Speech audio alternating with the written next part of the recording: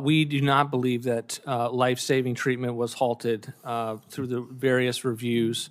Certainly not the direction of policy officials. Throughout the first month, there was malicious compliance at times, and we worked through those as an administration. But this certainly was never intended to be halted.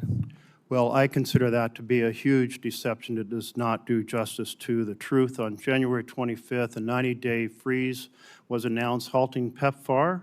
60% of the PEPFAR staff was fired. I reject the assertion. I'm happy to take a look at the tracker that you describe. Every administration has the ability to do a programmatic review when they come into office. In fact, that was articulated earlier by one of your colleagues, the extent to which new administrations come in with new spending priorities. That's what we were doing.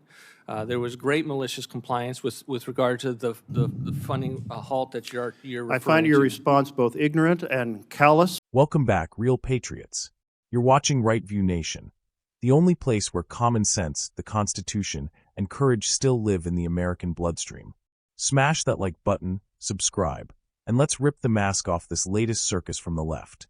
So folks, today we're diving headfirst into one of the most unhinged, performative, and flat-out delusional tantrums ever thrown by a U.S. senator.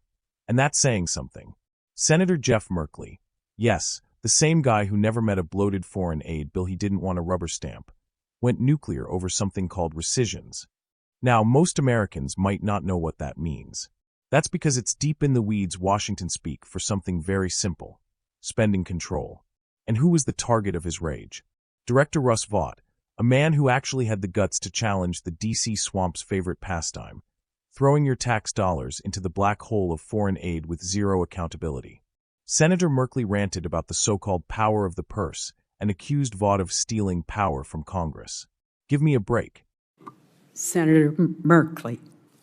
Thank you very much, Madam Chair, and welcome, Director Vought. You mentioned that your pocket rescissions were misunderstood. Are you pledging us today that you will do not submit rescissions within 45 days of the end of the fiscal year? I'm not making that commitment. I'm saying that no decision has been made with regard to any additional rescissions package or the timing of those rescissions package. Well, colleagues, I really want to emphasize that this strategy of using delays and freezing and impoundments and slow-walking contracts and rescissions, partisan rescissions, pocket rescissions at the end of the fiscal year are all part of an unconstitutional plan to steal the power of the purse from Congress, as stated in the Constitution, and put it in the power of the President. Mr. Vought's previously told me that he strongly believes that the Impoundment Control Act of 1974 was unconstitutional. That will get to the Supreme Court. But I want to be clear, the U.S. Supreme Court has already ruled twice on the question of whether or not the power of the purse resides with Congress. And I consider this multifaceted strategy to be a huge attack on our Constitution. And I regret that you've undertaken it, as in you'd made a pledge to the Constitution, an oath to the Constitution, not to the President of the United States. I did find it concerning in your testimony that you note life-saving treatment. No life-saving treatment will be impacted by this package. Do you consider any life-saving treatment to have been halted by the January 25th 90-day freeze on AID? We do not believe that life-saving treatment was halted through the various reviews. Certainly not the direction of policy officials. Throughout the first month, there was malicious compliance at times, and we worked through those as an administration. But this certainly was never intended to be halted. Well, I consider that to be a huge deception. It does not do justice to the truth. On January 25th, a 90-day freeze was announced halting PEPFAR. 60% of the PEPFAR staff was fired. Rubio announced that he was ending 5,200 of the 6,200 U.S. AID programs. He then announced that 82% of USAID program was being shut down, and the remaining 18% would be transferred to the State Department. This resulted in a sudden collapse of malnutrition programs, tuberculosis programs, malaria programs, AID and HIV programs, and Boston University has put together a tracker of the impact of this sudden shutdown of these programs around the world.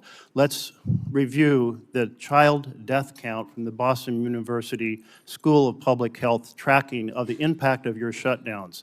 77,000 children have died up to today, their estimate, from pneumonia as a result of the shutdowns. 70,000 children have died from malnutrition. 59,000 have died from diarrhea. 33,000 have died from malaria. 7,000 infants have died from HIV, plus 118,000 adults. We are talking 250,000 children because of your irresponsible shutdown of programs that Congress had fully authorized and you unconstitutionally shut down in partnership with Elon Musk and the Secretary of State. How do you feel about being responsible for hundreds of thousands of children dying because of your sudden interruption in these key programs? I reject the assertion. I'm happy to take a look at the tracker that you describe. Every administration has the ability to do a programmatic review when they come into office. In fact, that was articulated earlier by one of your colleagues, the extent to which new administrations come in with new spending priorities. That's what we were doing. There was great malicious compliance with regard to the funding halt that you're referring to. I find your response both ignorant and callous, and the interruption of these programs was carefully detailed by Secretary Rubio. Elon Musk addressed them as well. When I asked Rubio here in the Senate about whether it was Elon Musk that drove these shutdowns, he said no. He had personally reviewed these contracts himself and his own statements about shutting down 5,200 of these programs. For you to come before this body and say that this vast shutdown of 82% of what USAID had no impact on human life just goes that you chose to make decisions totally out of sync with the Constitution. You were plenty welcome to put forward a budget for the next year. You were plenty welcome to veto any bill that we passed in the House and Senate. You could use your influence in all kinds of ways in the future, but you chose to shut down programs in the middle that have resulted in hundreds of thousands of children dying in the last few months. I find that abhorrent, and few Americans have ever had such a devastating and disasterly impact. The left wants you to believe that if we don't ship billions of dollars to unaccountable global programs run by unelected bureaucrats, we're literally killing children. That's right. Merkley stood there and actually claimed Vought was responsible for 250,000 child deaths. Where's the fact check on that? Where's CNN's misinformation banner now? Here's the truth. What Vought did was evaluate wasteful, unchecked, and often corrupt international programs that suck up taxpayer dollars without scrutiny. And the left hates that. They want to pretend every foreign program with the word aid in it is sacred, even when it's funding sketchy contractors, enriching foreign elites, or funneling money through NGOs that have no real impact. Merkley whined about the Constitution being violated. Funny how the left discovers the Constitution only when it suits their agenda. Where was this righteous outrage when Biden was forgiving student loans via executive memo, completely bypassing Congress? Where was it when Fauci was shutting down small businesses with no vote, no hearing, no due process? The hypocrisy is as thick as ever. The power of the purse belongs to Congress, yes, but within reason, with responsibility, and under the constraint of American priorities. What Merkley doesn't tell you is that these rescissions don't block funds permanently. They allow the executive to slow down or redirect them in light of national interest. And guess what? Stopping blank checks to foreign bureaucracies while America struggles with inflation, crime, open borders, and homelessness is in our national interest. And let's talk about the Elon Musk name drop. Merkley dragged Elon into the mud, claiming he somehow co-conspired with Rubio and Vought to shut down humanitarian aid. What they hate is not Elon Musk shutting down aid. They hate that he's a free thinker who doesn't bow to their narrative machine. The fact that he values efficiency, accountability, and sovereignty drives them nuts. It's not about kids dying. If it were, Merkley wouldn't support abortion up to birth. He wouldn't vote against border security that stops child trafficking, and he wouldn't back green policies that destroy family farms in Africa. It's about control and optics. Period. Let's break it down, patriots. What Vought did was prioritize American interests. He took a long, hard look at where our money is going and said, hold on a second. Are we funding life-saving treatment or just more bureaucratic bloat? The left lost it. Because every dollar director Vought rescues from a failing program is one less dollar for their globalist wish list.